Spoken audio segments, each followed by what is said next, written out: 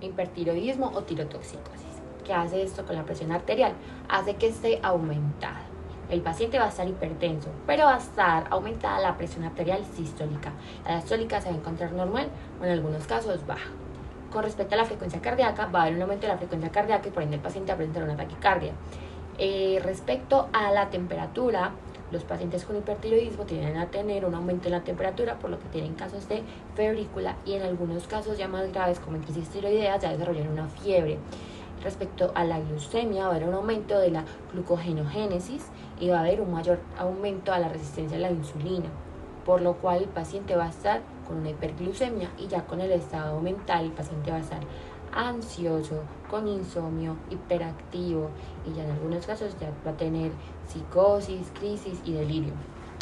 El hipotiroidismo. En el hipotiroidismo, los pacientes respecto a su presión arterial van a tener una presión arterial aumentada diastólica. Entonces van a tener hipertensión diastólica por la vasoconstricción. Respecto ya a la frecuencia cardíaca, los pacientes van a presentar una disminución de la frecuencia cardíaca por lo que van a tener bradicardia. Con respecto a la temperatura, ellos presentan más intolerancia al frío y en algunos casos pues ya presentan una hipotermia. Y respecto a la glucemia, los pacientes pueden que tengan la glucemia normal, pero también en algunos casos pueden que tengan episodios de hipoglucemia.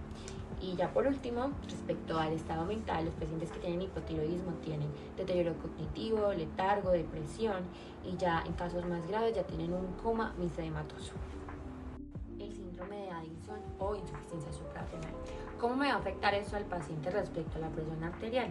La presión arterial del paciente va a estar disminuida. El paciente va a estar hipotenso, porque recordemos que la glándula suprarrenal se encarga de la producción de la aldosterona y al esa no producirse no va a haber la suficiente retención de sodio en el paciente y por ende va a desarrollarse una hipovolemia que va a terminar en una hipotensión. Ahora, la frecuencia cardíaca. Esta va a tratar de compensar esa hipovolemia, por lo cual va a estar aumentada y el paciente va a presentar una taquicardia. Respecto a la temperatura va a estar normal y ya en una crisis suprarrenal la temperatura va a tender a disminuir. Con respecto a la glucemia, recordemos que la glándula suprarrenal es la encargada de producir el cortisol. Y el cortisol es un hiperglucemiante, por lo cual la glucemia del paciente va a estar disminuida, el paciente va a estar con una hipoglucemia. Y ya por último, respecto al estado mental, el paciente va a estar fatigado, con confusión y ya en casos de una crisis suprarrenal ya va a presentar un letargo o incluso un coma. Y por último vamos con la cetoacidosis diabética. ¿Qué va a pasar en estos pacientes respecto a la presión arterial? La presión arterial va a estar disminuida, que el paciente va a estar deshidratado y por ende se va a presentar una hipovolemia y una hipotensión.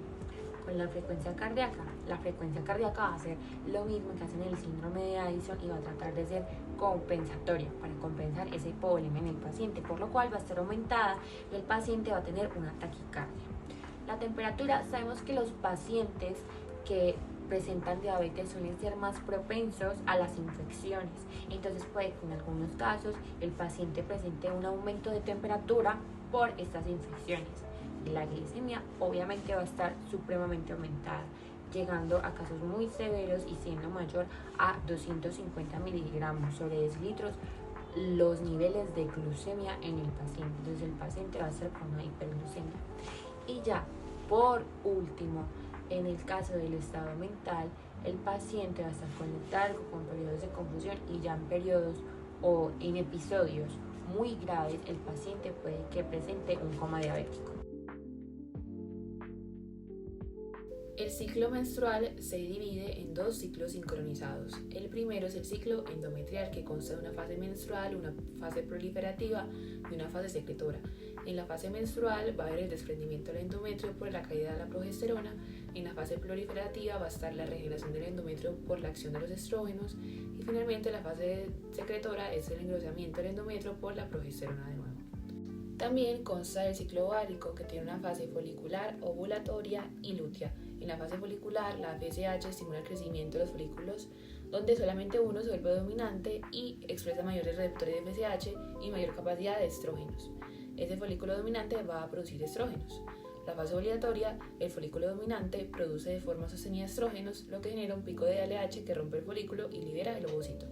Finalmente, la fase lútea, El folículo se convierte en un cuerpo lúteo que produce progesterona y estrógenos en caso de embarazo. Al no haber un embarazo, el cuerpo lúteo se degrada y baja la progesterona, lo que produce la menstruación.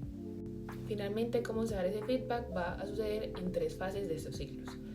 El primero, en la folicular temprana, donde la subida de estrógenos va a inhibir el eje como un feedback negativo, disminuyendo el FSH. En la preovulación, donde los estrógenos altos hacen un feedback positivo y hacen el pico LH, más un pequeño aumento de la FSH, donde se da la ovulación. Finalmente, en la fase lútea, la progesterona más el estrógeno hacen un feedback negativo, disminuyendo la FSH y la LH, es decir, que no va a haber más folículos y en caso de que no haya un embarazo, una menstruación. El consumo crónico de corticosteroides, ya sea glucocorticoides o anabólicos, conlleva varias consecuencias metabólicas. Entre las más importantes y las que más se pronuncian son las hiperglucemias por aumentos de niveles de glucosa en sangre, las dislipidemias por los aumentos de los triglicéridos en sangre, la osteoporosis por la disminución de la densidad ósea, el aumento de peso porque se retienen líquidos y se aumenta como el apetito, y la hipertensión arterial porque se empiezan a retener agua y sodios. Entonces empezamos como a tener presiones altas. Esas son las consecuencias más importantes de el consumo crónico de corticosteroides. El déficit de la vitamina D y sus efectos metabólicos. En el tracto gastrointestinal va a disminuir la absorción de calcio y de fósforo. En el riñón va a disminuir la reabsorción otra vez de calcio y de fósforo, lo que nos va a llevar a una hipocalcemia y a una hipofosfatemia. Además de eso, en el hueso van a haber repercusiones tanto directas como indirectas. Directamente se va a disminuir la diferenciación de osteoclastos y de osteoblastos, por lo que van a haber problemas en esa resorción ósea, pero también en ese remodelamiento óseo. Indirectamente, como se disminuyen los niveles tanto de calcio y de fósforo, no se va a poder mineralizar de una manera correcta ese hueso y va a predisponer a enfermedades como raquitismo o osteomalacia.